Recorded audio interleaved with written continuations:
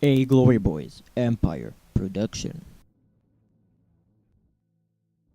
In a world where black and white ruled our screens, there was Pong, which was created in 1972 by Alan Alcorn, who worked for Atari back then. He decided to make this game as an exercise. He decided to make this an arcade game and put it in many arcades across the country and make people pay 25 cents a piece to see a ball go left to right on the screen with paddles just trying to deflect it into the other person's unknown zone. This was the first ever mainstream and popular game in arcades, and even up till today is the most known game in the world.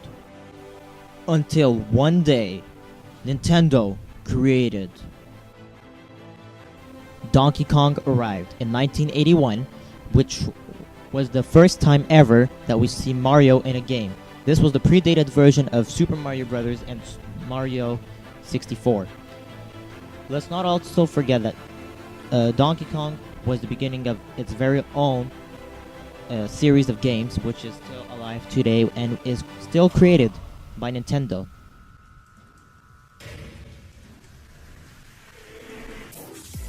Which then evolved into Super Mario Bros., which was first created in 1985 for the Nintendo Entertainment System.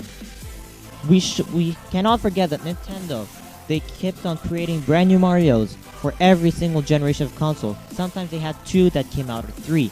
We could also remember that they made some for their handheld devices, such as the Game Boy Advance, the Nintendo DS, the Nintendo DSi, and the Game Boy Advance SP. We could also know that within the most recent Marios, they became 3D.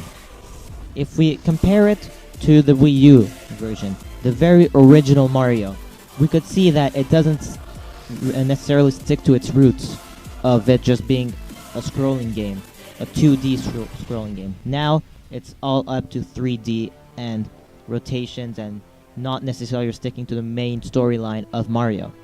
We could also remember that many of the characters are still with us today, such as Toad, Luigi, Princess Peach, Waluigi, and other characters like that. We could also remember that Bowser, the evil guy, the bad guy, is still living his reputation all the way till today in 2013, from 1985. Mario is one of the oldest running series. Super Mario 64 first made its appearance in 1996 on the Nintendo 64. It was the first ever Mario that we see in 3D out of the whole series and out of the past. It may not be the most game that is appealing to the eyes, but it is one that marked history, not only in Mario, like in the world of Mario, but also in the world of video games as we see it today. And then EA came to the market to create some of the most realistic games out there. One of their benchmark games was released in the year 2000 on PlayStation and Game Boy Advance. This game was actually Need for Speed Porsche Unleashed. The Need for Speed series then had such a great reception by the community that they decided to keep on going with it and create more and more games with the Need for Speed franchise, which led into some of the most amazing graphical and eye-appealing games to this day. Let's move on with EA and the 21st century. In 2011, EA released Battlefield 3, one of the most anticipated games of that year for its highly heard of cinematical effects and eye appeal. The game must be the 6th or 7th installment in the Battlefield series.